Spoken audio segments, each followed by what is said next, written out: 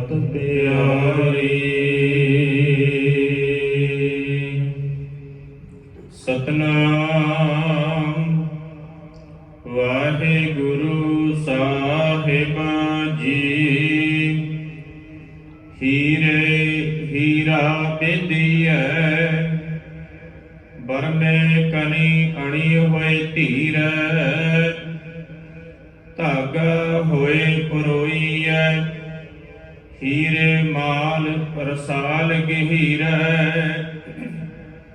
साध संगत गुर शब्द लिव हौ मैं मार मरै मन धीर। मन जिण मन दे लय मन गुण विच गुण गुरमुख शरीर।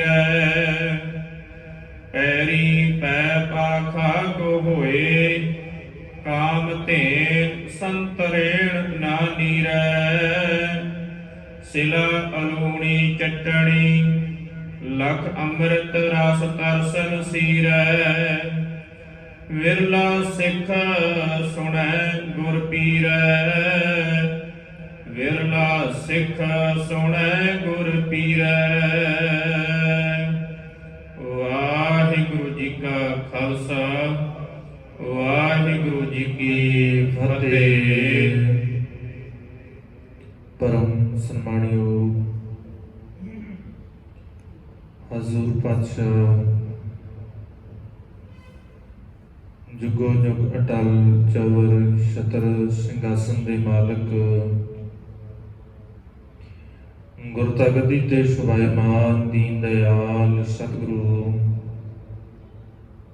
धन धन साहिब गुरु ग्रंथ साहिब महाराज सच्चे पातशाह जी दी पावन और मुबारक हजूरी दे अंदर रोजाना की तरह संध्या वेले दे दीवाना की हाजरी पर करके साहिबां दी अमृतमई बाणी दे कीर्तन दे नाल गुरु प्यार वालियां पासों सांझ बना रहे सां। उपरंत भाई साहब भाई गुरदास जी दीआं पवित्र वारां दी चल रही लड़ीवार विचार दे नाल जुड़न का सुभाग समा प्राप्त होया है। इस लड़ी के तहत पिछले दीवाना के अंदर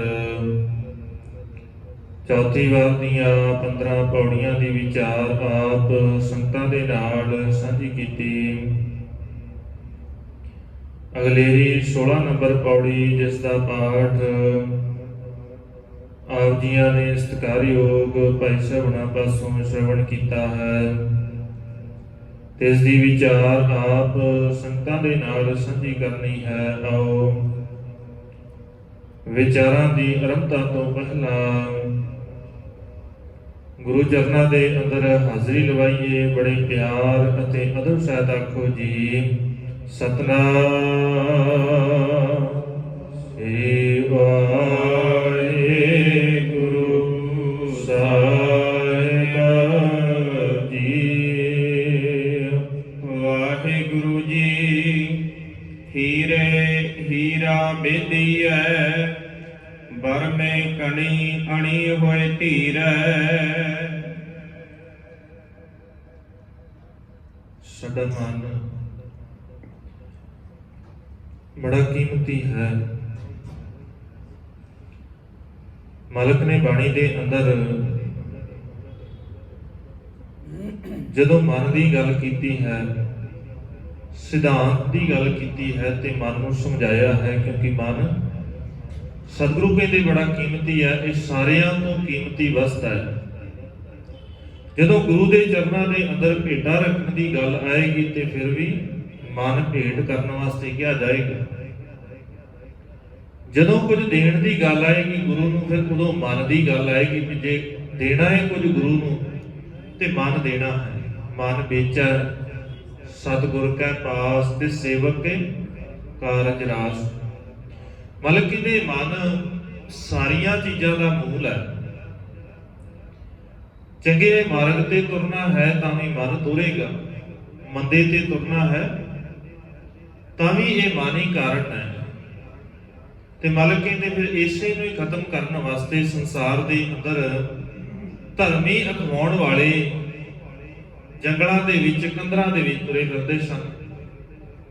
ਮਨ ਮਾਰਨ ਕਾਰਨ ਬਨ ਜਾਈਏ, ਇਸੇ ਕਰਕੇ ਜਾਂਦੇ ਸੀ ਵੀ ਮਨ ਵਸ 'ਚ ਆ ਜਾਵੇ।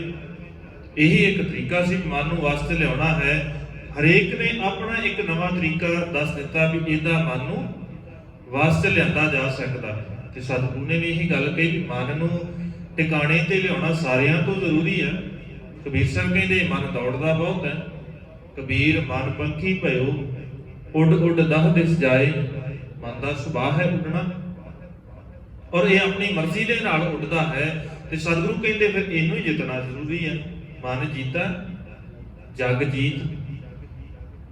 ਇਹੀ ਸਾਨੂੰ ਸਾਰਿਆਂ ਤੋਂ ਜ਼ਿਆਦਾ ਤੰਗ ਕਰਦਾ। ਇਹੀ ਕਹਿੰਦਾ ਹੈ ਨਾ, ਜਦੋਂ ਬਾਣੀ ਪੜ੍ਹਨ ਲੱਗੀਏ ਤਾਂ ਰਹਿਣ ਦੇ ਕੋਈ ਨਹੀਂ, ਫਿਰ ਪੜਾਂਗੇ, ਥੋੜੀ ਪੜ੍ਹ ਲੈਂਦੇ ਆ। ਅੱਜ ਨਹੀਂ 5 ਬਾਣੀਆਂ ਨਹੀਂ ਪੜ੍ਹਨੀਆਂ, ਅੱਜ 2 ਪੜ੍ਹ ਲੈਂਦੇ, ਅੱਜ 1 ਪੜ੍ਹ ਲੈਂਦੇ ਆ ਕੇ ਪੜ੍ਹ ਲਵਾਂਗੇ। ਅੱਜ ਗੁਰੂ ਘਰ ਨਹੀਂ ਜਾਣਾ, ਕਿਉਂ ਨਹੀਂ ਜਾਣਾ? ਮਨ ਨਹੀਂ ਕਰਦਾ। ਖੰਡੇ ਬਾਟੇ ਦੀ ਪਾਹੁ ਲੈਣ ਨੂੰ ਕਹੋ, ਨਹੀਂ ਲੈਣੀ, ਕਿਉਂ ਜੀ? ਅਜੇ ਮਨ ਨਹੀਂ ਮੰਨਦਾ। ਮਸਲਾ ਸਾਰਾ ਹੀ ਮੰਨਦਾ ਹੈ। ਸਤਿਗੁਰੂ ਕਹਿੰਦੇ ਹੋਇਆ ਕਿਉਂ ਏਦਾਂ? ਮਨ ਦੇ ਨਾਲ ਲੱਗਣ ਦਾ ਕਾਰਨ ਸੀ ਵੀ ਮਨ ਨੂੰ ਆਪਣੇ ਵਸ 'ਚ ਨਾ ਰੱਖ ਕੇ ਮਨ ਦੇ ਵਸ ਦੇ ਵਿੱਚ ਆਪ ਹੋ ਗਏ, ਉਲਟਾ ਹੋ ਗਿਆ। ਕਬੀਰ ਸਾਹਿਬ ਕਹਿੰਦੇ ਹੈਰਾਨੀ ਦੀ ਖੇਡ ਸੀ ਇਹ, ਅਚਰਜ ਖੇਡ ਦੇਖੀ ਮੈਂ ਸੰਸਾਰ ਦੇ ਅੰਦਰ, ਲੇਲੇ ਕੋ ਚੁੰਗਾ ਨਿਤ ਭੇਡ। ਹੈਰਾਨੀ ਦੀ ਗੱਲ ਹੈ, ਹੋਣਾ ਤੇ ਇਹ ਚਾਹੀਦਾ ਸੀ ਕਿ ਭੇਡ ਦਾ ਦੁੱਧ ਲੇਲਾ ਚੁਗੇ, ਪਰ ਇੱਥੇ ਖੇਡ ਹੀ ਸੰਸਾਰ ਦੇ ਅੰਦਰ ਕਹਿੰਦੇ ਉਲਟੀ ਹੋ ਰਹੀ ਹੈ। ਜੋ ਨਹੀਂ ਹੋਣਾ ਚਾਹੀਦਾ ਉਹ ਹੋ ਰਿਹਾ ਹੈ। ਇੱਥੇ ਹੋ ਕੀ ਰਿਹਾ ਹੈ? ਲੇਲਾ ਜਿਹੜਾ ਉਹ ਖਲੋਤਾ ਹੈ, ਭੇਡ ਉਹਨੂੰ ਆ ਕੇ ਚੁੰਗਦੀ ਹੈ। ਇਹ ਹੈਰਾਨੀ ਦੀ ਗੱਲ ਹੈ। ਇਦਾਂ ਹੀ ਸਾਡਾ ਮਨ ਵੀ ਹੈ। ਸਾਡੀ ਸੁਰਤ ਇੰਨੀ ਕੁ ਉੱਪਰ ਹੋ ਜਾਣੀ ਚਾਹੀਦੀ ਸੀ, ਗੁਰੂ ਦੇ ਨਾਲ ਜੁੜ ਕੇ ਸੁਰਤ ਇੰਨੀ ਵਿਸ਼ਾਲ ਹੋ ਜਾਣੀ ਚਾਹੀਦੀ ਸੀ ਵੀ ਮਨ ਸੁਰਤ ਦੇ ਪਿੱਛੇ ਲੱਗ ਕੇ ਕੰਮ ਕਰਦਾ। ਕਿਉਂਕਿ ਇਹ ਸੁਰਤ ਦੇ ਅੰਦਰ ਜਿਸ ਦਿਨ ਸ਼ਬਦ ਆ ਗਿਆ, ਸੁਰਤ ਟਿਕ ਜਾਏਗੀ। ਫਿਰ ਇਹ ਸੁਰਤ ਦੇ ਹਿਸਾਬ ਦੇ ਨਾਲ ਮਨ ਕੰਮ ਕਰਦਾ, ਪਰ ਇੱਥੇ ਉਲਟਾ ਹੋ ਗਿਆ। ਮਨ ਦੇ ਪਿੱਛੇ ਲੱਗ ਕੇ ਸੁਰਤ ਕੰਮ ਕਰ ਰਹੀ ਹੈ। ਤਾਂ ਹੀ ਮਾਲਕ ਕਹਿੰਦੇ ਸਨ, ਜੇ ਕਿਤੇ ਤੂੰ ਇਹਨਾਂ ਨੂੰ ਕੰਮ ਕਰ ਲਵੇਂ ਨਾ, ਸੁਰਤ ਨੂੰ ਗੁਰੂ ਦਾ ਚੇਲਾ ਬਣਾ ਲਵੇਂ ਤੇ ਸ਼ਬਦ ਇਹਦੇ ਅੰਦਰ ਟਿਕਾ ਲਵੇਂ, ਤੇ ਫਿਰ ਬੜਾ ਸੌਖਾ ਹੋ ਜਾਏਗਾ। ਪਰਿਭਾਸ਼ਾ ਵੀ ਇਹ ਸੀ ਚੇਲੇ ਦੀ ਤੇ ਗੁਰੂ ਦੀ, ਮੁਰਸ਼ਦ ਦੀ ਪਰਿਭਾਸ਼ਾ ਵੀ ਇਹੀ ਹੈ ਸੀ। ਸਾਨੂੰ ਲੱਗਾ ਵੀ ਸਰੀਰ ਕੋਈ ਮੁਰਸ਼ਦ ਹੋ ਸਕਦਾ ਹੈ ਜਾਂ ਸਰੀਰ ਕੋਈ ਚੇਲਾ ਹੋ ਸਕਦਾ ਹੈ। ਮਾਲਕ ਕਹਿੰਦੇ ਨਹੀਂ, ਸ਼ਬਦ ਗੁਰੂ, ਸੁਰਤ ਧੁਨ ਚੇਲਾ। ਨਾ ਗੁਰੂ ਸਰੀਰ ਹੋ ਸਕਦਾ ਹੈ, ਨਾ ਸਰੀਰ ਚੇਲਾ ਹੋ ਸਕਦਾ ਹੈ। ਦੋਵੇਂ ਚੀਜ਼ਾਂ ਨਦਾਰਤ ਨੇ ਇੱਥੇ। ਸੰਸਾਰ ਦੇ ਅੰਦਰ ਹੋਏਗਾ ਵੀ ਕੋਈ ਸਰੀਰਾਂ ਨੂੰ ਚੇਲੇ ਤੇ ਸਰੀਰਾਂ ਨੂੰ ਗੁਰੂ ਮੰਨਦਾ ਹੋਵੇ। ਇੱਥੇ ਨਹੀਂ ਸੀ ਇਹ ਪਰਿਭਾਸ਼ਾ, ਪਰ ਸਾਡੇ ਅੰਦਰ ਵੀ ਦਿਮਾਗ 'ਚ ਜੇ ਉਹ ਐ ਬੈਠਾ ਹੋਇਆ ਧੱਕੇ ਦੇ ਨਾਲ, ਜ਼ੋਰ ਦੇ ਨਾਲ। ਕੁਝ ਸਾਡੇ ਅੰਦਰ ਪਹਿਲਾਂ ਤੋਂ ਬੈਠਾ ਸੀ, ਕੁਝ ਬਿਠਾ ਦਿੱਤਾ ਗਿਆ।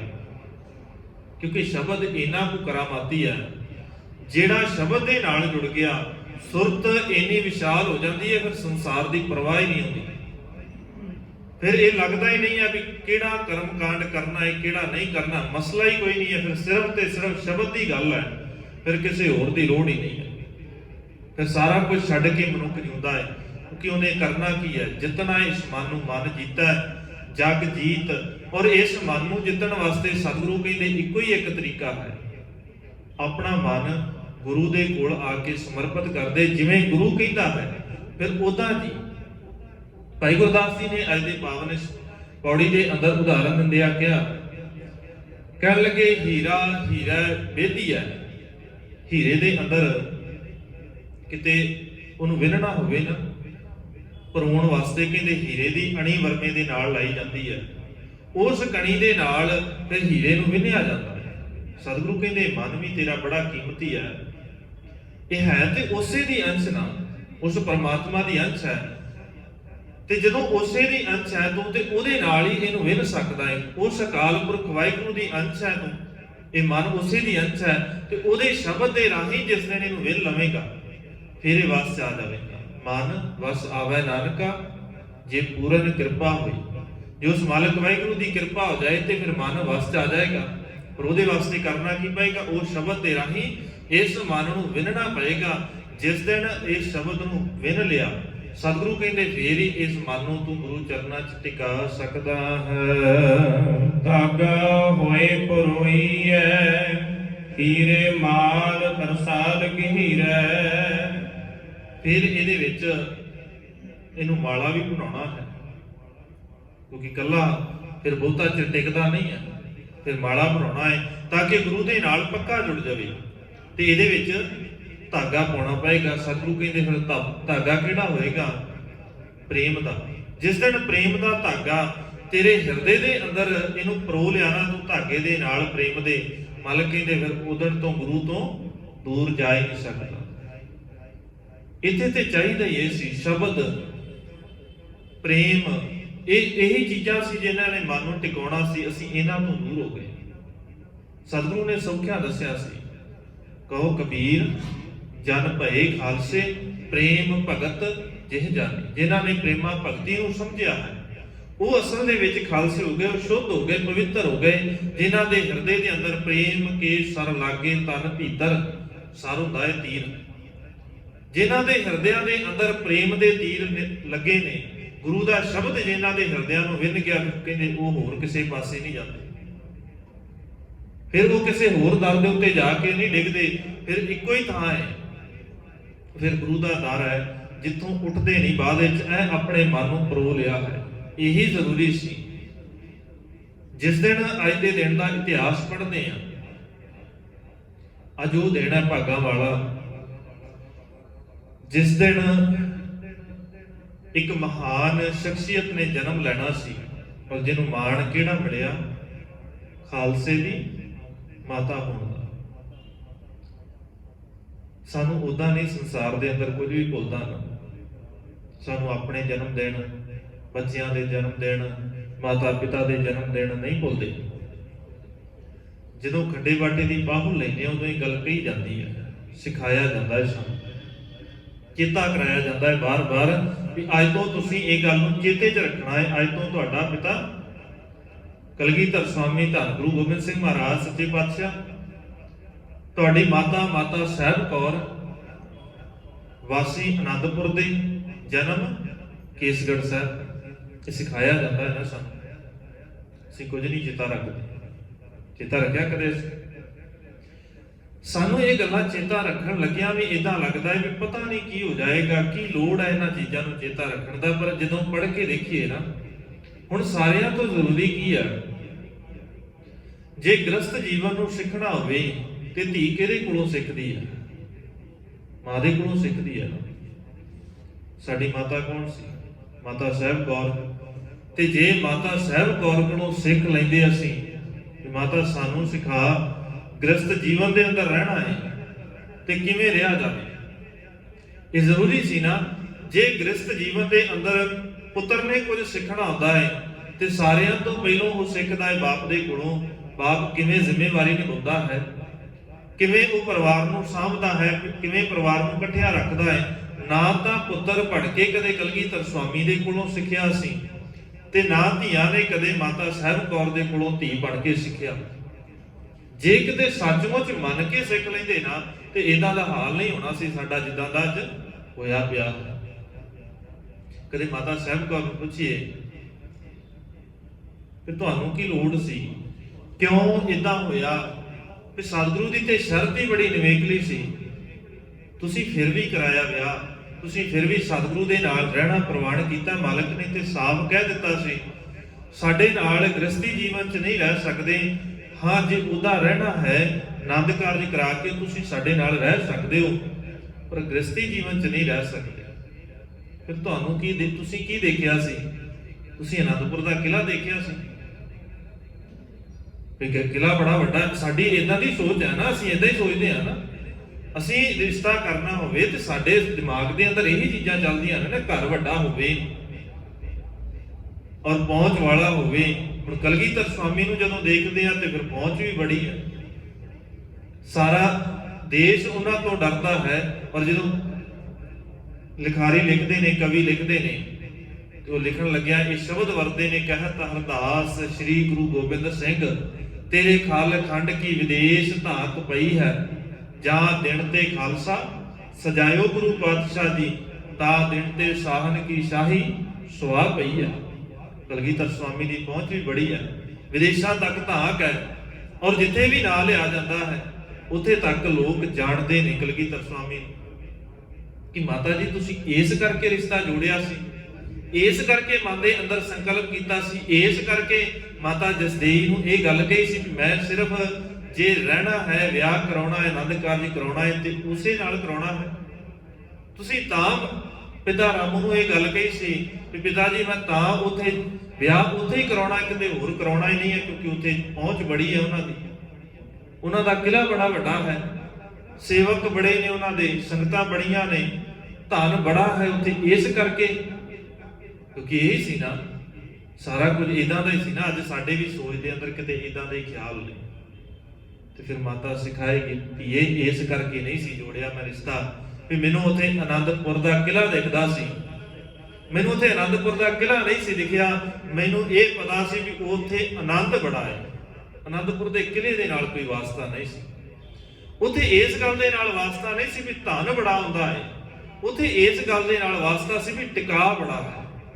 ਉੱਥੇ ਪਹੁੰਚ ਦਾ ਮਸਲਾ ਨਹੀਂ ਸੀ, ਉੱਥੇ ਬਾਹਰ ਦੀ ਪਹੁੰਚ ਦਾ ਤੇ ਕੋਈ ਮਸਲਾ ਨਹੀਂ, ਉੱਥੇ ਤੇ ਅੰਦਰ ਦੀ ਪਹੁੰਚ ਦਾ ਮਸਲਾ ਸੀ ਵੀ ਜਿਹਦੇ ਕੋਲ ਗੁਰੂ ਦਾ ਸ਼ਬਦ ਹੈ, ਜਿਹਦੇ ਕੋਲ ਕਲਗੀਧਰ ਸਵਾਮੀ ਦਾ ਸਾਥ ਹੋਵੇ, ਉਹਨੂੰ ਸੰਸਾਰ ਦਾ ਕੁਝ ਹੋਰ ਚਾਹੀਦਾ ਹੀ ਨਹੀਂ ਹੈ।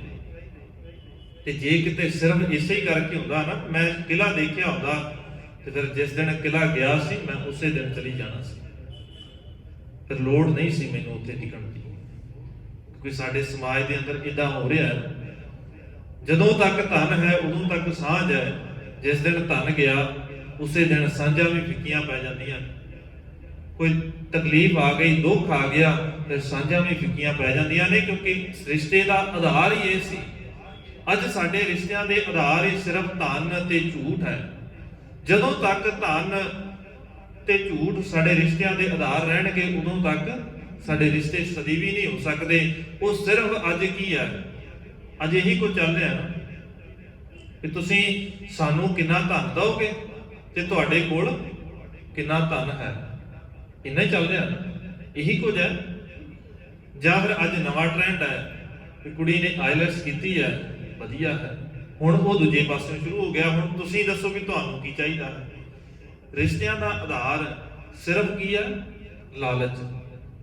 ਜਦੋਂ ਤੱਕ ਲਾਲਚ ਰਿਸ਼ਤਿਆਂ ਦਾ ਆਧਾਰ ਰਹੇਗਾ ਤੇ ਮਾਲਕ ਕਹਿੰਦੇ ਫਿਰ ਸਦੀਵੀ ਸਾਥ ਨਹੀਂ ਹੁੰਦੇ, ਫਿਰ ਉਹਨਾਂ ਚਿਰ ਹੀ ਸਾਥ ਨੇ ਜਦੋਂ ਤੱਕ ਉਹ ਲਾਲਚ ਦੀ ਪੂਰਤੀ ਹੁੰਦੀ ਹੈ। ਜਿਸ ਦਿਨ ਲਾਲਚ ਦੀ ਪੂਰਤੀ ਨਾ ਹੋਈ ਉਸੇ ਦਿਨ ਸਾਰਾ ਸਿਸਟਮ ਖਤਮ ਹੋ ਜਾਏਗਾ, ਫਿਰ ਲੋੜ ਨਹੀਂ ਪਏਗੀ ਕਿਸੇ ਹੋਰ ਚੀਜ਼ ਨੂੰ ਆ ਕੇ ਵਿੱਚ ਕਹਿਣ ਦੀ ਵੀ ਰਿਸ਼ਤਾ ਖਤਮ ਕਰਨਾ ਹੈ। ਫਿਰ ਇਹ ਲਾਲਚ ਤੇਰਾ ਆਪਣੇ ਆਪ ਹੀ ਕਹਿ ਦੇਗਾ ਵੀ ਹੁਣ ਇਹ ਤੋਂ ਲਾਲਚ ਦੀ ਪੂਰਤੀ ਨਹੀਂ ਹੁੰਦੀ, ਹੁਣ ਦੂਰ ਹੋ ਜਾਣਾ ਚਾਹੀਦਾ ਹੈ। ਤੇ ਮਾਤਾ ਕਹੇਗੀ ਧੀਏ ਜੇ ਕਿਤੇ ਸੱਚਮੁੱਚ ਇਦਾਂ ਹੁੰਦਾ ਤੇ ਮੈਂ ਉਸੇ ਦਿਨ ਛੱਡ ਜਾਣਾ ਸੀ, ਜਿਸ ਦਿਨ ਆਨੰਦਪੁਰ ਦਾ ਕਿਲ੍ਹਾ ਛੱਡਣ ਤੋਂ ਬਾਅਦ ਮੈਨੂੰ ਦਿੱਲੀ ਨੂੰ ਜਾਣਾ ਪੈ ਗਿਆ, ਮੈਂ ਉਸ ਦਿਨ ਛੱਡ ਦੇਣਾ ਸੀ।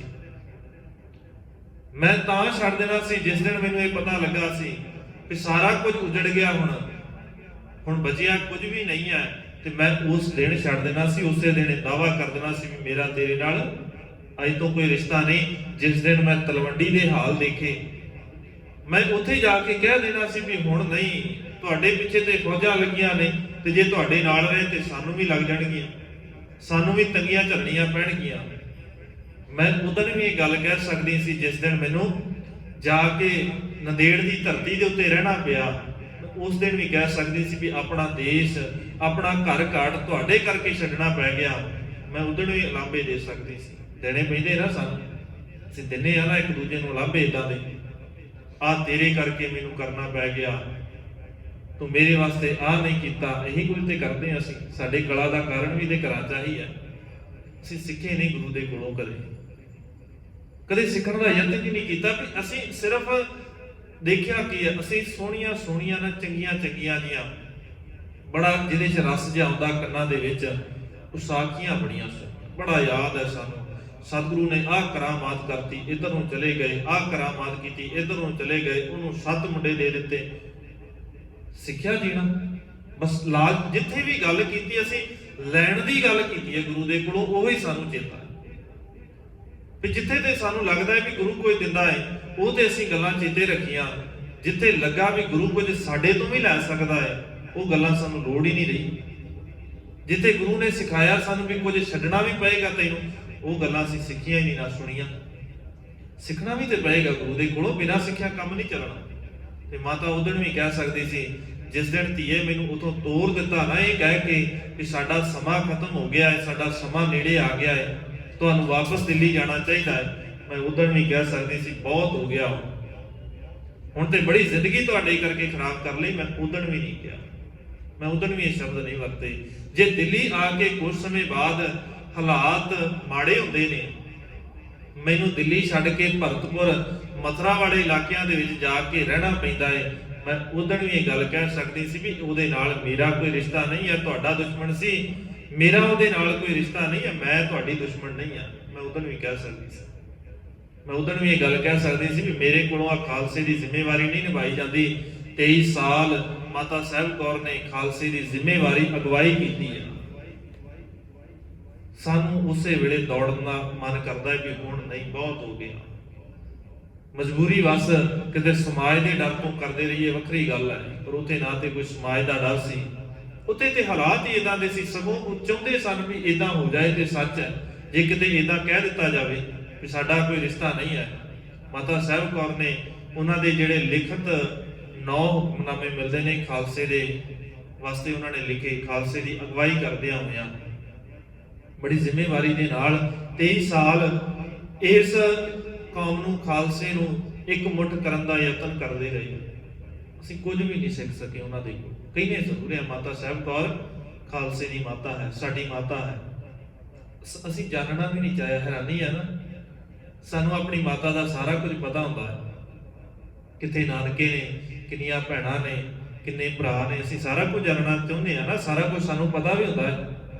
ਅਸੀਂ ਕਦੇ ਵੀ ਨਹੀਂ ਚਾਹਿਆ, ਅਸੀਂ ਕਦੇ ਚਾਹਿਆ ਇਹ ਸੋਚਣਾ ਵੀ ਜਿਹਨੂੰ ਅਸੀਂ ਮਾਤਾ ਕਹਿੰਦੇ ਆ ਉਹਦੇ ਪਿਤਾ ਦਾ ਕੀ ਨਾਂ ਹੈ, ਜਿਹਨੂੰ ਅਸੀਂ ਮਾਤਾ ਨੂੰ ਕਹਿੰਦੇ ਆ ਉਹਦੇ ਪਿਤਾ ਦਾ ਨਾਂ, ਉਹਦੀ ਮਾਂ ਦਾ ਨਾਂ, ਉਹਦੇ ਭਰਾ ਦਾ ਨਾਂ, ਕੌਣ ਸੀ ਉਹਦੇ ਰਿਸ਼ਤਿਆਂ ਦੇ ਵਿੱਚ, ਕਿੱਥੇ ਜਨਮ ਹੋਇਆ ਸੀ, ਕਦੇ ਸੋਚਿਆ ਸੀ, ਯਤਨ ਕੀਤਾ? ਕਿੰਨਾ ਕੁਝ ਸਾਨੂੰ ਚੇਤਾ ਹੈ ਨਾ, ਕਿੰਨਾ ਕੁਝ ਸਾਨੂੰ ਪਤਾ ਹੈ, ਆਂਢੀਆਂ ਗੁਆਂਢੀਆਂ ਦੇ, ਰਿਸ਼ਤੇਦਾਰਾਂ ਦੇ, ਗਾਂ ਰਿਸ਼ਤੇਦਾਰਾਂ ਦਾ ਕਿੰਨਾ ਕੁਝ ਸਾਨੂੰ ਪਤਾ ਹੈ। ਜਿਹਨੂੰ ਮਾਂ ਕਹਿੰਦੇ ਉਹਦਾ ਹੀ ਕੁਝ ਨਹੀਂ ਪਤਾ। ਤੇ ਸਾਡੇ ਤੋਂ ਨਲਾਇਕ ਪੁੱਤਰ ਕੌਣ ਹੋਏਗਾ? ਸਾਡੇ ਤੋਂ ਨਲਾਇਕ ਧੀਆਂ ਕੌਣ ਹੋਣਗੀਆਂ? ਫਿਰ ਅਸੀਂ ਆ ਨਾ, ਫਿਰ ਸਾਡੇ ਤੋਂ ਜ਼ਿਆਦਾ ਨਲਾਇਕ ਤੇ ਕੋਈ ਨਹੀਂ ਹੋਏਗਾ। ਸਾਡੇ ਤੋਂ ਜ਼ਿਆਦਾ ਨਿਕੰਮਾ ਪੁੱਤ, ਨਿਕੰਮੇ ਬੱਚੇ ਕੋਈ ਹੋ ਹੀ ਨਹੀਂ ਸਕਦੇ ਸੰਸਾਰ ਦੇ ਅੰਦਰ, ਜਿਨ੍ਹਾਂ ਨੂੰ ਆਪਣੀ ਮਾਂ ਦੇ ਬਾਰੇ ਕੁਝ ਨਹੀਂ ਪਤਾ। ਕਹਿੰਦੇ ਜ਼ਰੂਰ ਹੈ, ਕਹਿਣ ਦੇ ਨਾਲ ਨਹੀਂ ਕੰਮ ਚੱਲਣਾ। ਕਹਿਣ ਵਾਲੇ ਤੇ ਬੜੇ ਨੇ ਇੱਥੇ, ਕਹਿਣ ਵਾਲਿਆਂ ਦੀ ਗਿਣਤੀ ਇੰਨੀ ਕਹਿਣਾ, ਜਦੋਂ ਗਿਣਤੀ ਨੂੰ ਦੇਖਾਂਗੇ ਕਹਿਣ ਵਾਲਿਆਂ ਦੀ, ਤੇ ਦਾਅਵੇ ਕਰਨ ਵਾਲੇ ਬਹੁਤ ਨੇ ਇੱਥੇ। ਸਤਿਗੁਰੂ ਕਹਿੰਦੇ ਇੱਥੇ ਦਾਅਵੇ ਨਹੀਂ, ਇੱਥੇ ਤੇ ਚੱਲਦਾ ਏ ਆਪਾ ਭਾਵ ਖਤਮ ਕਰਕੇ ਆ, ਕਦੇ ਜਾਣਨਾ ਤੇ ਸ਼ੁਰੂ ਕਰ, ਸਿੱਖ ਤਾਂ ਸਹੀ। ਜਿਨ੍ਹਾਂ ਨੂੰ ਮਾਪਿਓ ਕਹਿੰਦਾ ਉਹਨਾਂ ਦੇ ਬਾਰੇ ਤੇ ਜਾਣ, ਆਪਣਿਆਂ ਬਾਰੇ ਤੇ ਬੜਾ ਜਾਣ ਲਿਆ, ਕਦੇ ਜਿਹੜੇ ਸੱਚਮੁੱਚ ਦੇ ਉਹਨਾਂ ਨੂੰ ਜਾਣ, ਜਿਨ੍ਹਾਂ ਨੇ ਤੇਰੇ ਵਾਸਤੇ ਆਪਾ ਵਾਰਿਆ ਹੈ ਉਹਨਾਂ ਨੂੰ ਤੇ ਜਾਣ। ਕਦੇ ਨਹੀਂ ਯਤਨ ਕਰਦੇ ਅਸੀਂ, ਕਦੇ ਯਤਨ ਕੀਤਾ ਸੀ? ਸਾਨੂੰ ਤੇ ਬੁੱਧਿਆਂ ਨੂੰ ਚੇਤਾ ਵੀ ਭੁੱਲ ਜਾਂਦਾ ਹੈ, ਖੰਡੇ ਬਾਟੇ ਦੀ ਬਾਹੋਂ ਲੈਣ ਵਾਲਿਆਂ ਨੂੰ ਭੁੱਲ ਜਾਂਦਾ ਹੈ, ਜਿਨ੍ਹਾਂ ਨੇ ਸਿੱਖਿਆ ਸੀ, ਜਿਨ੍ਹਾਂ ਨੂੰ ਦੁਹਰਾਇਆ ਗਿਆ ਸੀ ਕਈ ਵਾਰ ਵੀ ਅੱਜ ਤੋਂ ਤੁਹਾਡੀ ਮਾਤਾ ਸਾਹਿਬ ਕੌਰ ਹੈ, ਸਾਨੂੰ ਚੇਤਾ ਵੀ ਨਹੀਂ ਰਿਹਾ। ਮਾਫ ਕਰ ਦੇਣਾ, ਸਾਡੇ ਹਾਲਾਤ ਇਦਾਂ ਦੇ ਬਣੇ ਪਏ ਨੇ ਵੀ ਸਾਨੂੰ ਸਾਡੇ ਤੋਂ ਜ਼ਿਆਦਾ ਕੁਝ ਵੀ ਚੰਗਾ ਨਹੀਂ ਲੱਗਦਾ, ਸਾਨੂੰ ਸਾਰਾ ਕੁਝ ਹੀ ਮਾੜਾ ਲੱਗਦਾ ਹੈ। ਅਸੀਂ ਜ਼ਰੂਰ ਇਹ ਸ਼ਬਦ ਪੜ੍ਹਦੇ ਹਾਂ, ਸਾਨੂੰ ਸਿਰਫ ਉਹ ਸ਼ਬਦ ਜਿਹੜਾ ਨਾ ਪੱਲੇ ਦਾ ਸ਼ਬਦ ਅਸੀਂ ਰਾਖਵੇਂ ਜੇ ਰੱਖ ਲਿਆ ਵੀ ਇਹ ਸਿਰਫ ਉਦੋਂ ਪੜ੍ਹਨਾ ਹੈ ਜਿਸ ਦਿਨ ਆਨੰਦ ਕਾਰਜ ਹੋਣਾ, ਉਹ ਵੀ ਸਿਰਫ ਰਸਮ ਬਣਾ ਲਈ, ਇਸ ਤੋਂ ਵੱਧ ਕੁਝ ਵੀ ਨਹੀਂ ਹੈ। ਜੇ ਉਹ ਰਸਮ ਨਾ ਬਣਾਈ ਹੁੰਦੀ, ਜੇ ਸੱਚਮੁੱਚ ਉਹ ਸ਼ਬਦ ਦੇ ਅਰਥ ਪੜ੍ਹੇ ਹੁੰਦੇ, ਸਾਨੂੰ ਤੇ ਪੜ੍ਹਨਾ ਵੀ ਨਹੀਂ ਆਉਣਾ। ਮਾਫ ਕਰ ਦੇਣਾ, ਸਾਡੀ ਤੇ ਹਾਲਾਤ ਇਦਾਂ ਦੇ ਨੇ, ਅਸੀਂ ਕਦੇ ਸੋਚਿਆ ਵੀ ਆਹ ਲਾਵਾਂ ਪੜ੍ਹੀਆਂ ਨੇ, ਕਿਉਂ ਪੜ੍ਹੀਆਂ ਨੇ, ਕੀ ਮਤਲਬ ਹੈ ਇਹਨਾਂ ਦਾ? ਕਿ ਬਸ ਉਹ ਫਿਰ ਪੰਜਾਬੀ ਦੇ ਜਿਹੜੇ ਸ਼ਬਦ ਵਰਤਦੇ ਆ, ਪੁਆਟਣੀਆਂ ਲੈ ਲਈਆਂ, ਚਾਰ ਤੇ ਕੰਮ ਹੋ ਗਿਆ, ਬਸ ਇੰਨਾ ਕੀ ਰੱਖਿਆ ਅਸੀਂ ਲਾਵਾਂ ਨੂੰ? ਪੱਲੇ ਦਾ ਸ਼ਬਦ ਪੜ੍ਹੋ ਜੀ, ਜੇ ਨਾ ਪੜ੍ਹਿਆ ਤੇ ਪਾਪ ਹੋ ਜਾਣਾ ਹੈ। ਕਿਉਂ ਪੜ੍ਹਨਾ ਹੈ? ਕੀ ਮਤਲਬ ਨਿਕਲਦਾ ਇਹਦਾ? ਪਰ ਨਹੀਂ, ਅਸੀਂ ਸਿਰਫ ਦੁਨੀਆ ਨੂੰ ਦਿਖਾਇਆ ਅਸੀਂ ਧਰਮੀ ਆ। ਆ ਦੇਖੋ ਜੀ, ਅਸੀਂ ਕਿੰਨੇ ਜ਼ਿੰਮੇਵਾਰ ਆ। ਭਾਈ ਸਾਹਿਬ ਨੂੰ ਚੇਤਾ ਭੁੱਲ ਗਿਆ, ਪੱਲੇ ਵਾਲਾ ਸ਼ਬਦ ਨਹੀਂ ਪੜਿਆ, ਸਾਨੂੰ ਚੇਤਾ ਹੈ ਅਸੀਂ ਬੜੇ ਜ਼ਿੰਮੇਵਾਰ ਆ। ਆਹ ਚੀਜ਼ ਜੇ ਭਾਈ ਸਾਹਿਬ ਨੂੰ ਭੁੱਲ ਗਈ, ਅਸੀਂ ਜ਼ਿੰਮੇਵਾਰ ਆ, ਪਰ ਸਿੱਖੇਗਾ ਕੌਣ? ਉਦੋਂ ਤੇ ਪੜਿਆ ਸੀ, ਹੱਬੇ ਸਾਖ ਕੂੜਾਵੇ ਡਿੱਠੇ, ਤਉ ਪੱਲੇ ਤੈਂਡੇ ਲਾਗੀ, ਮੈਨੂੰ ਸਾਰੇ ਝੂਠੇ ਲੱਗੇ, ਮੈਂ ਤਾਂ ਤੇਰੇ ਨਾਲ ਰਿਸ਼ਤਾ ਜੋੜਿਆ। ਐਸੇ ਸ਼ਬਦ ਪੜਨ ਤੋਂ ਬਾਅਦ, ਆਨੰਦ ਕਾਰਜ 4 ਲਾਵਾਂ ਲੈਣ ਤੋਂ ਬਾਅਦ ਫੇਰ ਕੀ ਹੁੰਦਾ ਹੈ? ਇਸ ਤੋਂ ਚੰਗਾ ਤਾਂ ਮੈਂ ਆਪਣੇ ਪੇਕਿਆਂ ਘਰੇ ਸੀ। ਚੇਤਾ ਆ ਗਿਆ ਨਾ ਫਿਰ ਸ਼ਬਦ, ਉਹ ਸਿਰਫ ਇੱਕ ਫਾਰਮੈਲਿਟੀ ਹੋ ਗਈ ਨਾ। ਫਿਰ ਅੱਬੇ ਸਾਕ, ਸਾਰੇ ਸਾਕ ਮੈਨੂੰ ਝੂਠੇ ਲੱਗੇ ਸੀ, ਤਾਂ ਤੇਰੇ ਨਾਲ ਰਿਸ਼ਤਾ ਜੋੜਿਆ। ਕਿਉਂਕਿ ਇਹ ਰਿਸ਼ਤਾ ਜੋੜਿਆ ਇਸ ਕਰਕੇ ਨਹੀਂ ਸੀ ਵੀ ਰਿਸ਼ਤੇ ਝੂਠੇ ਲੱਗੇ ਨੇ, ਰਿਸ਼ਤਾ ਇਸ ਕਰਕੇ ਬਹੁਤੀ ਵਾਰ ਜੋੜਿਆ ਹੁੰਦਾ ਹੈ ਕਿ ਇਹਦੇ ਧਨ ਜ਼ਿਆਦਾ ਹੈਗਾ ਤੇ ਕੋਠੀ ਵੱਡੀ ਹੈ। ਇਹ ਸਾਡੇ ਸਮਾਜ ਦੀ ਇਹ ਸੱਚਾਈ ਹੈ। ਬੁਰਾ ਜ਼ਰੂਰ ਲੱਗੇਗਾ, ਚੰਗਾ ਨਹੀਂ ਲੱਗਦਾ, ਚੰਗਾ ਨਹੀਂ ਲੱਗਦਾ। ਸਤਿਗੁਰੂ ਕਹਿੰਦੇ ਇੱਥੇ ਪ੍ਰੇਮ ਦੀ ਗੱਲ ਹੈ। ਤੇ ਮਾਤਾ ਸਾਹਿਬ ਕੌਰ ਦੇ ਕੋਲੋਂ ਪੁੱਛੀਏ, ਫਿਰ ਮਾਤਾ ਜੀ ਤੁਸੀਂ ਤੇ ਬੜੇ ਵਰਤ ਰੱਖੇ ਹੋਣੇ ਆ, ਤੁਹਾਨੂੰ ਤੇ ਬੜੀ ਲੋੜ ਪੈਂਦੀ ਹੋਣੀ ਵਰਤ ਰੱਖਣ ਦੀ, ਲੋੜ ਪੈਂਦੀ ਹੋਣੀ ਆ ਨਾ ਤੁਹਾਨੂੰ। ਤੇ ਤੁਹਾਨੂੰ ਤੇ ਇਹ ਪਤਾ ਸੀ ਵੀ ਕਲਗੀਧਰ ਸਵਾਮੀ ਤੇ ਰੋਜ਼ਾਨਾ ਜੰਗਾਂ ਯੁੱਧਾਂ ਦੇ ਵਿੱਚ ਰਹਿੰਦੇ ਨੇ, ਤੇ ਤੁਹਾਨੂੰ ਤੇ ਬੜੀ ਲੋੜ ਪੈਂਦੀ ਹੋਣੀ ਵਰਤ ਰੱਖਣ ਦੀ, ਵੀ ਹੋ ਸਕਦਾ ਹੈ ਇਦਾਂ ਕਲਗੀਧਰ ਸਵਾਮੀ ਦੀ ਉਮਰ ਵੱਧ ਜਾਏ, ਤੁਹਾਨੂੰ ਤੇ ਰੱਖਣੇ ਚਾਹੀਦੇ ਸੀ। ਪਰ ਸਤਿਗੁਰੂ ਦੀ ਉਮਰ ਤੇ ਬੜੀ ਥੋੜੀ ਜਿਹੀ ਸੀ, ਥੋੜੇ ਜਿਹੇ ਸਮੇਂ ਦੇ ਵਿੱਚ ਸੰਸਾਰ ਤੋਂ ਚਲਾਣਾ ਕਰ ਗਏ, ਸਰੀਰ ਛੱਡ ਕੇ ਚਲੇ ਗਏ। ਤੇ ਮਾਤਾ ਕਹੇਗੀ, ਪੁੱਤ ਮੈਂ ਤੈਨੂੰ ਪਹਿਲੋਂ ਤੋਂ ਸਿਖਾਇਆ ਹੈ, ਇਹ ਬਾਬੇ ਦੀ ਬਾਣੀ ਜਿਹੜੀ ਪੜ੍ਹਨੀ ਤੈਨੂੰ ਸਿਖਾਈ ਹੈ ਨਾ, ਇਹ ਖਜ਼ਾਨਾ ਤੈਨੂੰ ਦਿੱਤਾ ਹੈ। ਇਹ ਕੀ ਸਿਖਾਉਂਦਾ ਹੈ? ਮਰਨ ਲਿਖਾਏ ਮੰਡਲ ਮਹਿ ਆਏ, ਮਰਨ ਲਿਖਾ ਕੇ ਮੰਡਲ ਚ ਆਇਆ। ਇਹ ਤੈਨੂੰ ਸਿਖਾਇਆ ਜਾਂਦਾ ਹੈ ਨਾ, ਜੋ ਉਪਜਿਓ ਸੋ ਬਿਨਸ ਹੈ, ਪਰੋ ਆਜ ਕੈ ਕਾਲ, ਨਾਨਕ ਹਰ ਗੁਣ ਗਾਏ ਨੇ ਛਾੜ। ਤੈਨੂੰ ਤੇ ਸਿਖਾਇਆ ਸੀ ਵੀ ਮੌਤ ਤੇ ਨਿਸ਼ਚਿਤ ਹੈ, ਜਿਨ ਕੀ ਚੀਰੀ ਦਰਗਾਹ ਪਾਟੀ, ਤਿੰਨਾ ਮਰਨਾ ਭਾਈ, ਤੇਰੇ ਵਰਤ ਨਹੀਂ ਰੋਕ ਸਕਦੇ, ਕੋਈ ਵਰਤ ਨਹੀਂ ਪੈਣਾ ਤੇਰੇ ਵਰਤਾਂ ਦਾ। ਹਾਂ, ਜਿਹੜੇ ਮਨਾਉਂਦੇ ਨੇ ਮੁਬਾਰਕ ਹੈ, ਉਹਨਾਂ ਨੂੰ ਮਨਾਈ ਨਹੀਂ ਹੈ, ਜਿਨ੍ਹਾਂ ਨੂੰ ਸਿਖਾਇਆ ਜਾਂਦਾ ਹੈ। ਤੇ ਜਿਹੜੇ ਗੁਰੂ ਕੇ ਸਿੱਖ ਅਖਵਾ ਕੇ ਵੀ ਇਦਾਂ ਦੇ ਕਰਮ ਕਾਂਡਾਂ 'ਚ ਫਸੇ ਨੇ, ਫਿਰ ਮਾਲਕ ਉਹਨਾਂ ਵਾਸਤੇ ਕੀ ਕਹਿੰਦੇ ਨੇ? ਸਤਿਗੁਰੂ ਕਹਿੰਦੇ, ਛੋਟਾ ਹਨ ਕਰੈ ਪਾਖੰਡ, ਨਾ ਸੁਹਾਗਣ ਨਾ ਹੁਰੰਡ। ਇਹ ਮਾਲਕ ਦੇ ਬਚਨ ਬੁਰੇ ਲੱਗਦੇ ਨੇ, ਕਹਿ ਦਿੰਦੇ ਨੇ ਫਿਰ ਇਦਾਂ ਨਾ ਬੋਲਿਆ ਕਰੋ। ਪਰ ਕਿਹੜਾ? ਸਤਿਗੁਰੂ ਕਹਿੰਦੇ ਨੇ ਵੀ ਬੋਲਣਾ ਤੇ ਪਏਗਾ, ਬੋਲ ਸੋ ਧਰ ਕੀੜਿਆ, ਮੌਨ ਘੱਟ ਧਾਰੀ ਰਾਮ, ਚੁੱਪ ਨਹੀਂ, ਹੁਣ ਬੋਲਣ ਦਾ ਵਕਤ ਹੈ। ਤੇ ਜਦੋਂ ਬੋਲਣ ਦਾ ਸਮਾਂ ਹੋਵੇ ਤੇ ਉਦੋਂ ਬੋਲ ਲਿਆ ਕਰ। ਜ਼ੁਬਾਨ ਕਾਹਦੇ ਵਾਸਤੇ ਦਿੱਤੀ ਹੈ? ਬੋਲਣ ਵਾਸਤੇ ਦਿੱਤੀ ਹੈ। ਤੇ ਬੋਲਣ ਲੱਗਾ ਸੋਚਿਆ ਕਰ ਵੀ ਬੋਲਦਾ ਕੀ ਹੈ। ਉਸਤਤ ਨਹੀਂ ਕਰੀ ਜਾਣਾ ਦੂਜਿਆਂ ਦੀ, ਸੱਚ ਬੋਲਿਆ ਕਰ, ਕਦੇ ਕਦੇ ਬੋਲਿਆ ਕਰ, ਜ਼ਿਆਦਾ ਨਹੀਂ। ਭਾਵੇਂ ਕਿ ਆਪਣੇ ਉੱਤੇ ਤੇਰੇ ਕੋਲੋਂ ਲਾਗੂ ਨਹੀਂ ਹੋ ਰਿਹਾ, ਵੱਖਰੀ ਗੱਲ ਹੈ, ਪਰ ਯਤਨ ਕਰ, ਬੋਲਿਆ ਸੱਚ ਕਰ, ਹੌਲੀ ਹੌਲੀ ਤੇਰੇ ਅੰਦਰ ਵੀ ਆ ਜਾਏਗਾ। ਪਰ ਇਹ ਨਾ ਸੋਚਿਆ ਕਰ ਵੀ ਮੈਂ ਬੋਲਣਾ ਹੀ ਨਹੀਂ ਹੈ। ਸਤਿਗੁਰੂ ਕਹਿੰਦੇ ਫਿਰ ਇੱਥੋਂ ਤੱਕ ਨਹੀਂ, ਮਾਲਕ ਨੇ ਸ਼ਬਦ ਵਰਤੇ, ਪਾਵਨ ਬਾਣੀ ਦੇ ਸ਼ਬਦ ਪੜ੍ਹਦੇ ਜਦੋਂ ਸਤਿਗੁਰੂ ਕੀ ਕਹਿੰਦੇ ਨੇ? ਮਾਲਕ ਕਹਿੰਦੇ, ਹਰ ਕਾ ਸਿਮਰਨ ਛੱਡ ਕੇ ਅਹੋਈ ਰੱਖੈ ਨਾਰ। ਅਹੋਈ ਦੇਵੀ ਦਾ ਵਰਤ ਰੱਖੇ। ਅਹੋਈ ਜਿਹੜੀ ਹੋਈ ਨਹੀਂ, ਅਹੋਈ ਜਿਹੜੀ ਹੋਈ ਨਹੀਂ, ਉਹਦਾ ਵਰਤ ਰੱਖਦਾ ਫਿਰਦਾ ਹੈ। ਸਤਿਗੁਰੂ ਕਹਿੰਦੇ ਫਿਰ ਕੀ ਹੋਏਗਾ? ਗਦਹੀ ਹੋਏ ਕੈ ਅਵਤਰੈ, ਪਾਰ ਸਹਿ ਮਨ ਚਾਰ। ਬੜੇ ਸੌਖੇ ਜੇ ਬਾਣੀ ਦੇ ਸ਼ਬਦ ਨੇ, ਬਹੁਤੇ ਅਰਥ ਕਰਨ ਦੀ ਲੋੜ ਨਹੀਂ ਹੈਗੀ, ਸਿੱਧੇ ਸਿੱਧੇ ਜੇ ਅਰਥ ਨਿਕਲਦੇ ਨੇ। ਬੜਾ ਔਖਾ ਤਾਂ ਨਹੀਂ ਅਰਥ ਕਰਨੇ ਇਹਨਾਂ ਸ਼ਬਦਾਂ ਦੇ।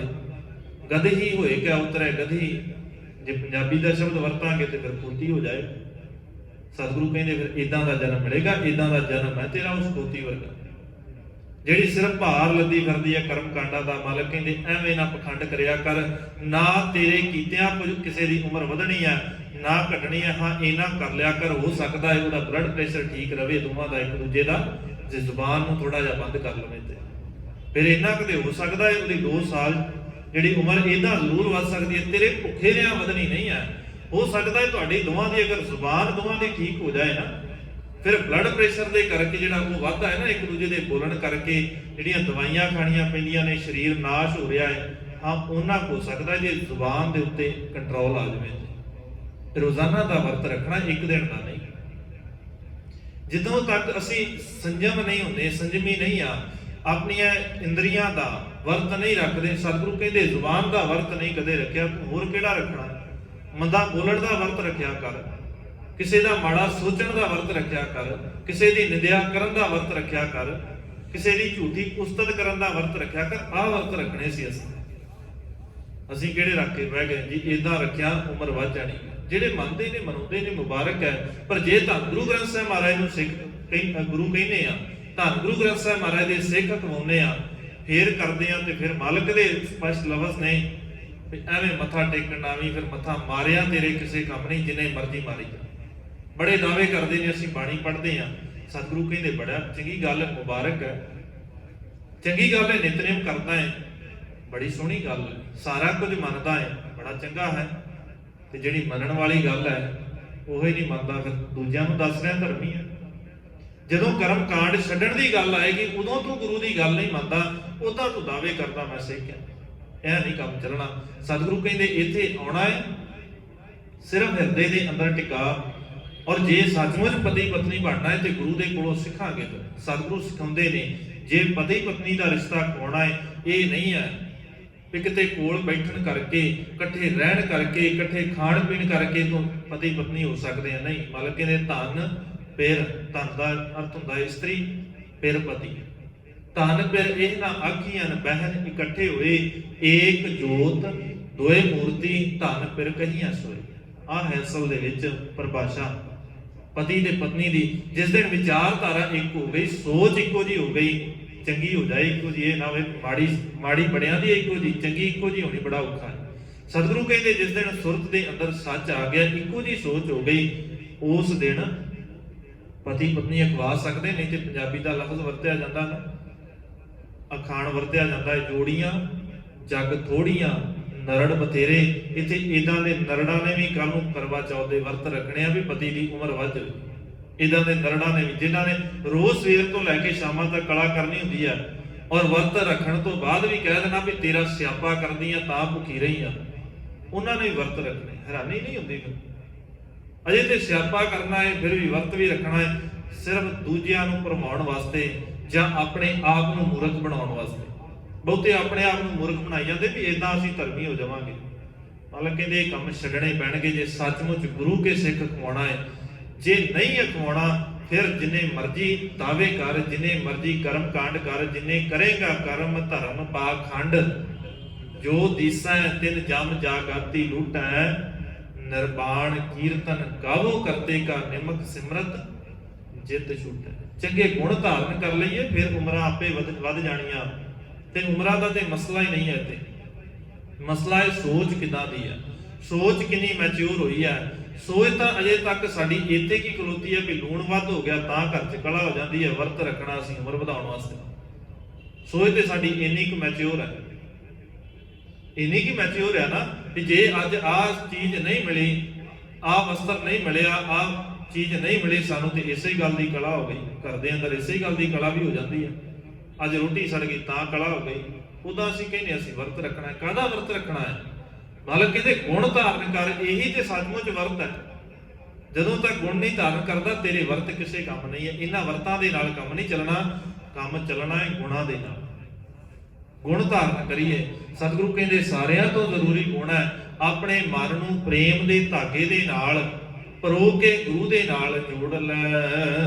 ਸਾਧ ਸੰਗਤ ਗੁਰ ਸ਼ਬਦ ਲਿਵ, ਹਉ ਮੈਂ ਮਾਰ ਮਰੈ ਮਨ ਧੀਰੈ। ਗੁਰੂ ਦੀ ਸੰਗਤ ਜਾ ਕੇ ਗੁਰੂ ਦੇ ਸ਼ਬਦ ਦੇ ਰਾਹੀਂ ਆਪਣੇ ਅੰਦਰ ਦੀ ਲਿਵ ਮਮਤਾ ਨੂੰ ਤੋੜ ਕੇ, ਅਜੇ ਲਿਵ ਸਾਡੀ ਟੁੱਟੀ ਹੋਈ ਹੈ। ਲਿਵ ਟੁੱਟੀ ਕਿੱਥੋਂ ਹੈ? ਲਿਵ ਛੁੜਕੀ ਲੱਗੀ ਤ੍ਰਿਸ਼ਨਾ, ਮਾਇਆ ਅਮਰ ਵਰਤਾਇਆ। ਲਿਵ ਗੁਰੂ ਦੇ ਨਾਲੋਂ ਟੁੱਟੀ ਹੈ। ਭਾਈ ਗੁਰਦਾਸ ਜੀ ਕਹਿੰਦੇ ਤੋੜਨੀ ਕਿੱਥੋਂ ਹੈ? ਸੰਸਾਰ ਦੇ ਨਾਲੋਂ ਲਿਵ ਤੋੜ ਕੇ ਉਸ ਨਿਰੰਕਾਰ ਦੇ ਨਾਲ ਜੋੜਨੀ ਹੈ। ਮਨ ਜਿਣ ਮਨ ਦੇ ਲਏ, ਮਨ ਗੁਣ ਵਿੱਚ ਗੁਣ ਗੁਰਮੁਖ ਸਰੀਰੈ। ਮਨ ਜਿਣ ਆਪਣੇ ਮਨ ਨੂੰ ਜਿੱਤ ਕਰਕੇ, ਮਨ ਦੇ ਅੰਦਰ ਗੁਰੂ ਦਾ ਮੰਤਰ, 3 ਵਾਰ ਮਨ ਲਫ਼ਜ਼ ਹੈ, ਇੱਕ ਥਾਂ ਤੇ ਇਹਦਾ ਅਰਥ ਹੈ ਮਨ।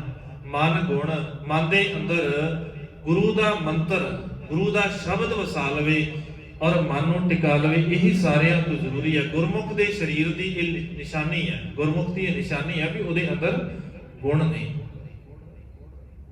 ਇੱਥੇ ਔਗਣ ਭਰੇ ਵੀ ਕਹਿੰਦੇ ਅਸੀਂ ਗੁਰਮੁਖ ਹੈ।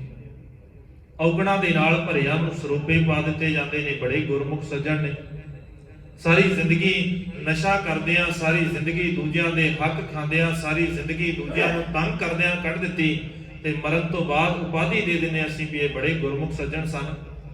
ਫਿਰ ਸਾਰੇ ਦਾਅਵੇ ਕਰਦੇ ਨੇ ਗੁਰਮੁਖ ਪਿਆਰੇ, ਗੁਰਮੁਖ ਬੜੇ ਪਿਆਰੇ ਸਿੱਖ ਸਨ। ਗੁਰਮੁਖ ਜਨਮ ਸਵਾਰ ਦਰਗਾਹ ਚੱਲਿਆ, ਕਿਤੇ ਸ਼ਬਦ ਵਰਤੇ ਵਿਰਸ। ਸਤਿਗੁਰੂ ਕਹਿੰਦੇ ਇਹ ਝੂਠੀ ਉਸਤਤ ਹੈ, ਇਹ ਵੀ ਛੱਡਣੀ ਪਏਗੀ। ਜੇ ਇਹ ਵੀ ਕਰਦਾ ਹੈ ਨਾ ਤੇ ਗੁਰੂ ਦੇ ਦਰ ਦੇ ਉੱਤੇ ਤਾਂ ਵੀ ਪ੍ਰਵਾਨ ਨਹੀਂ। ਜੇ ਮਾੜਾ ਕਹਿਣਾ ਕਿਸੇ ਨੂੰ ਪ੍ਰਵਾਨ ਨਹੀਂ ਹੈ ਨਾ, ਤੇ ਚੰਗਾ ਕਹਿਣਾ ਵੀ ਪ੍ਰਵਾਨ ਨਹੀਂ ਹੈ। ਝੂਠੀ ਉਸਤਤ ਵੀ ਛੱਡਣੀ ਪਏਗੀ। ਉਸਤਤ ਨਿੰਦਾ ਦੋ ਵਿਵਰਜਤ, ਦੋਵੇਂ ਨਹੀਂ ਚੰਗੀਆਂ। ਨਾ ਉਸਤਤ ਚੰਗੀ ਆ, ਨਾ ਨਿੰਦਿਆ ਚੰਗੀ ਆ। ਨਾ ਨਿੰਦਿਆ ਨਾ ਉਸਤਤ ਜਾਗੈ, ਲੋਭ ਮੋਹ ਅਭਿਮਾਨਾ। ਹਰ ਇੱਕ ਸੋਗ ਤੇ ਰਹਿ ਨਿਆਰੋ, ਨਾਹਿ ਮਾਨ ਅਪਮਾਨ। ਇਹ ਦੋਵੇਂ ਚੀਜ਼ਾਂ ਛੱਡਣੀਆਂ ਪੈਣਗੀਆਂ, ਇੱਕ ਨਹੀਂ। ਤੇ ਅਸੀਂ ਜੀ ਨਿੰਦਿਆ ਨਹੀਂ ਕਰਦੇ ਤੇ ਝੂਠੀ ਉਸਤਤ ਸਾਡੇ ਕੋਲੋਂ ਸਾਰਾ ਦਿਨ ਕਰਾ ਲਓ, ਅਸੀਂ ਉਦਾਂ ਹੀ ਕਰੀ ਜਾਵਾਂਗੇ। ਬੜੇ ਚੰਗੇ ਬੰਦੇ ਨੇ ਜੀ, ਸਾਰੀ ਜ਼ਿੰਦਗੀ ਮਾੜੇ ਕੰਮ ਕੀਤੇ ਹੋਣਗੇ। ਇਹ ਵੀ ਮਾੜੀ ਹੈ। ਕਿਤੇ ਇਹ ਵੀ ਨਾ ਸਮਝ ਲਈਏ ਵੀ ਅਸੀਂ ਤੇ ਕਿਸੇ ਨੂੰ ਮਾੜਾ ਨਹੀਂ ਕਹਿੰਦੇ ਜੀ, ਚੰਗਾ ਹੀ ਕਹਿੰਦੇ ਆ। ਸਤਿਗੁਰੂ ਕਹਿੰਦੇ ਫਿਰ ਵੀ ਪ੍ਰਵਾਨਗੀ ਨਹੀਂ ਹੈ। ਇਹ ਵੀ ਔਗਣ ਹੈ ਔਰ ਨਿੰਦਿਆ ਦੇ ਨਾਲੋਂ ਜ਼ਿਆਦਾ ਖਤਰਨਾਕ ਹੈ, ਕਿਉਂਕਿ ਤੂੰ ਦੂਜੇ ਦਾ ਇਸਤੇਮਾਲ ਕਰ ਰਿਹਾ, ਉਹਨੂੰ ਝੂਠ ਬੋਲ ਕੇ, ਉਹਦੀ ਫੋਕੀ ਉਸਤਤ ਕਰ ਕਰਕੇ। ਇਹ ਵੀ ਮਾੜਾ। ਸਤਿਗੁਰੂ ਕਹਿੰਦੇ ਇਹ ਵੀ ਸੁਭਾਅ ਨੂੰ ਛੱਡਣਾ ਪਏਗਾ ਤੇ ਮਨ ਦੇ ਅੰਦਰ ਗੁਰੂ ਦੇ ਸ਼ਬਦ ਦਾ ਮੰਤਰ ਧਾਰਨ ਕਰਨਾ ਪਵੇਗਾ। ਪੈਰੀ ਪੈ ਪਾ ਖਾਕ ਹੋਏ, ਕਾਮ ਧੇਨ ਸੰਤਰੇਣ ਨਾ ਨੀਰੈ। ਜਿਨ੍ਹਾਂ ਨੇ ਆਪਣੇ ਜੀਵਨ ਦੇ ਅੰਦਰ ਗੁਰੂ ਦੇ ਸ਼ਬਦ ਨੂੰ ਧਾਰਨ ਕਰਕੇ ਆਪਣਾ ਆਪ ਗੁਰੂ ਚਰਨਾਂ ਦੇ ਅੰਦਰ ਖਾਕ ਬਣਾ ਲਿਆ, ਉਸ ਧੂੜੀ ਦੇ ਵਿੱਚ ਆਪਣੇ ਆਪ ਨੂੰ ਮਿਲਾ ਲਿਆ। ਸਤਿਗੁਰੂ ਕਹਿੰਦੇ ਏਦਾਂ ਦੀ ਧੂੜੀ ਜੇ ਮਿਲ ਜਾਵੇ ਨਾ, ਫਿਰ ਕਾਮ ਧੇਨ ਗਊ ਦੀ ਵੀ ਲੋੜ ਨਹੀਂ ਪੈਂਦੀ।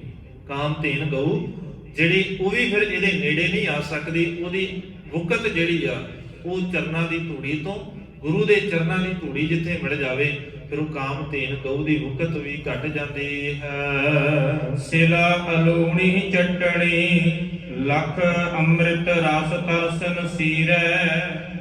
ਸਿਲਾ ਅਲੂਣੀ ਚਟਣੀ, ਇਹੀ ਤੇ ਅਸਲ ਜ਼ਿੰਦਗੀ ਆ। ਜਿਸ ਦਿਨ ਆਪਣੀ ਜ਼ਿੰਦਗੀ ਨੂੰ ਇੰਨਾ ਕੁ ਸਵਾਰ ਲਿਆ, ਬਾਹਰ ਦੇ ਸਵਾਦਾਂ ਦੀ ਲੋੜ ਨਾ ਰਹੀ। ਜਿਸ ਦਿਨ ਬਾਹਰ ਦੇ ਸਵਾਦ, ਬਾਹਰ ਦੇ ਰਸ ਛੱਡ ਦਿੱਤੇ। ਬਾਹਰ ਦੇ ਰਸ ਦਾ ਕਈ ਤਰੀਕੇ ਆ ਨਾ, ਜ਼ੁਬਾਨ ਦੇ ਰਾਹੀਂ ਵੀ ਅਸੀਂ ਕਿੰਨਾ ਰਸ ਲੈਂਦੇ ਆ, ਕੰਨਾਂ ਦੇ ਰਾਹੀਂ ਅਸੀਂ ਕਿੰਨਾ ਰਸ ਲੈਂਦੇ ਆ। ਇਹ ਛੱਡਣੇ ਪੈਣਗੇ। ਅੱਖਾਂ ਥਾਣੀ ਕਿੰਨੇ ਰਸ ਲੈਂਦੇ ਆ। ਸਤਿਗੁਰੂ ਕਹਿੰਦੇ ਰਸ ਸਾਰੇ ਛੱਡਣੇ ਪੈਣਗੇ। ਇਹ ਗੁਰੂ ਕੀ ਸਿੱਖੀ ਹੈ ਹੀ ਏਦਾਂ ਦੀ। ਸਿਲਾ ਅਲੂਣੀ ਚਟਣੀ, ਜਿਵੇਂ ਕਿਸੇ ਪੱਥਰ ਨੂੰ ਚੱਟਿਆ ਜਾਵੇ ਉਹਦਾ ਕੋਈ ਸਵਾਦ ਨਹੀਂ ਹੈ। ਸਤਿਗੁਰੂ ਕਹਿੰਦੇ ਜੇ ਗੁਰੂ ਦੇ ਕੋਲ ਆਏਗਾ ਨਾ, ਤੈਨੂੰ ਇਦਾਂ ਲੱਗੇਗਾ ਵੀ ਇਹਦੇ 'ਚ ਕੋਈ ਸਵਾਦ ਨਹੀਂ ਹੈ। ਪਰ ਜਿਸ ਦਿਨ ਪਤਾ ਲੱਗ ਗਿਆ, ਉਸ ਦਿਨ ਸਵਾਦ ਫਿਰ ਸੱਚਮੁੱਚ ਆਉਣਾ ਸ਼ੁਰੂ ਹੋ ਜਾਏਗਾ। ਐਸਾ ਸਵਾਦ ਆਏਗਾ, ਬਾਹਰ ਦੇ ਸਵਾਦ ਜਿਹੜੇ ਨੇ ਸਾਰੇ ਹੀ ਖਤਮ ਹੋ ਜਾਵਣਗੇ। ਵਿਰਲਾ ਸਿੱਖ ਸੁਣੈ ਗੁਰ ਪੀਰੈ। ਗੁਰਦਾਸ ਜੀ ਕਹਿੰਦੇ ਬੜੇ ਵਿਰਲੇ ਨੇ, ਔਰ ਜਿਹੜਾ ਸੁਣਦਾ ਉਹ ਹੀ ਸਿੱਖ ਹੈ। ਵਿਰਲਾ ਸਿੱਖ ਸੁਣੈ ਗੁਰ ਪੀਰੈ। ਕੋਈ ਵਿਰਲਾ ਸਿੱਖ ਹੈ ਜਿਹੜਾ ਗੁਰੂ ਤੇ ਪੀਰ ਦੀ ਸੁਣਦਾ ਹੈ, ਨਹੀਂ ਤੇ ਬਹੁਤੇ ਤੇ ਬਸ ਸੁਣਾਉਣ ਹੀ ਹੁੰਦੇ ਆ। ਸਾਰਾ ਦਿਨ ਆ ਕੇ ਸੁਣਾਉਣਗੇ, ਆ ਵੀ ਦੇ ਦਿਓ, ਆ ਵੀ ਦੇ ਦਿਓ, ਆ ਚੰਗਾ ਕਰ ਦਿਓ, ਆ ਸਾਨੂੰ ਚਾਹੀਦਾ ਹੈ। ਤੇ ਸੁਣਨ ਦੀ ਗੱਲ ਆਵੇ ਤੇ ਮਾਲਕ ਕਹਿੰਦੇ ਸੁਣ ਕੇ ਰਾਜੀ ਨਹੀਂ ਆ। ਇੱਥੇ ਵਿਰਲੇ ਨੇ ਸੇਵਕ ਸਿੱਖ ਪੂਜਣ ਸਭ ਆਵੈ, ਸਭ ਗਾਵੈ ਹਰ ਹਰ ਉਤਮ ਬਾਣੀ। ਗਾਵਿਆ ਸੁਣਿਆ ਤਿਨ ਕਾ ਹਰ ਥਾਏ ਪਾਵੈ, ਜਿਨ ਸਤਿਗੁਰ ਕੀ ਆਗਿਆ ਸਤ ਸਤ ਕਰਨਾ। ਜਿਹਨੇ ਸਤ ਸਤ ਕਰਕੇ ਮੰਨੀ ਆ, ਜਿਹਨੇ ਅੱਗਿਓਂ ਹੁਜਤਾਂ ਕੀਤੀਆਂ ਨੇ। ਫਿਰ ਪਰਿਵਾਰ ਵਾਲੇ ਕਹਿੰਦੇ ਨੇ ਜੀ ਕਰਵਾ ਚੌਥ ਦਾ ਵਰਤ ਰੱਖਣਾ ਪਏਗਾ, ਫਿਰ ਨਹੀਂ ਕੰਮ ਚੱਲਣਾ। ਹੁਜਤਾਂ ਨਹੀਂ ਚੱਲਣਗੀਆਂ ਇੱਥੇ ਤੇ ਇੱਕੋ ਹੀ ਚੀਜ਼ ਚੱਲੇਗੀ, ਸਮਰਪਣ। ਜੇ ਗੁਰੂ ਦੇ ਕੋਲ ਆ ਗਏ ਆ ਤੇ ਮਾਲਕ ਕਹਿੰਦੇ ਫਿਰ ਹੁਣ ਪਰਵਾਹ ਨਹੀਂ, ਕਿਸੇ ਕੀਰੀ ਬਾਜ ਸੱਚਾ ਨਾ। ਗੁਆਂਢੀ ਕੀ ਕਹਿਣਗੇ ਇਸ ਗੱਲ ਦੇ ਨਾਲ ਮਸਲਾ ਨਹੀਂ ਆ। ਮਸਲਾ ਇਸ ਗੱਲ ਦੇ ਨਾਲ ਹੈ ਕਿ ਗੁਰੂ ਕੀ ਕਹਿੰਦਾ ਹੈ। ਸਾਨੂੰ ਗੁਆਂਢੀਆਂ ਦਾ ਜ਼ਿਆਦਾ ਡਰ ਹੈ, ਗੁਰੂ ਦਾ ਘੱਟ। ਮਾਲਕ ਸਮਤ ਬਖਸ਼ਣ ਆਪ ਸਾਰੀਆਂ ਸੰਗਤਾਂ ਨੂੰ। ਖਾਲਸੇ ਦੀ ਮਾਤਾ ਸਾਹਿਬ ਕੌਰ ਜੀ ਦੇ ਜਨਮ ਦਿਹਾੜੇ ਦੀਆਂ ਕੋਟਾਨ ਕੋਟ ਮੁਬਾਰਕਾਂ। ਸਤਿਗੁਰੂ ਰਹਿਮਤ ਕਰਕੇ ਸਾਨੂੰ ਪਾਵਨ ਸਿਧਾਂਤ ਦੇ ਅਨੁਸਾਰ ਜੀਵਨ ਜਾਚ ਬਖਸ਼ ਦੇਣ। ਵਿਚਾਰਾਂ ਕਰਦਿਆਂ ਹੋਈਆਂ ਬੇਅੰਤ ਭੁੱਲਾਂ ਦੀ ਖਿਮਾ, ਬੁਲਾਓ ਜੀ ਫਤਿਹ। ਆਖੋ ਜੀ ਵਾਹਿਗੁਰੂ ਜੀ ਕਾ ਖਾਲਸਾ, ਵਾਹਿਗੁਰੂ ਜੀ ਕੀ ਫਤਿਹ। ਰਾਮ ਕਲੀ ਮਹਲਾ ਤੀਜਾ। ਆਨੰਦ ਏਕ ਓੰਕਾਰ ਸਤਿਗੁਰ ਪ੍ਰਸਾਦਿ।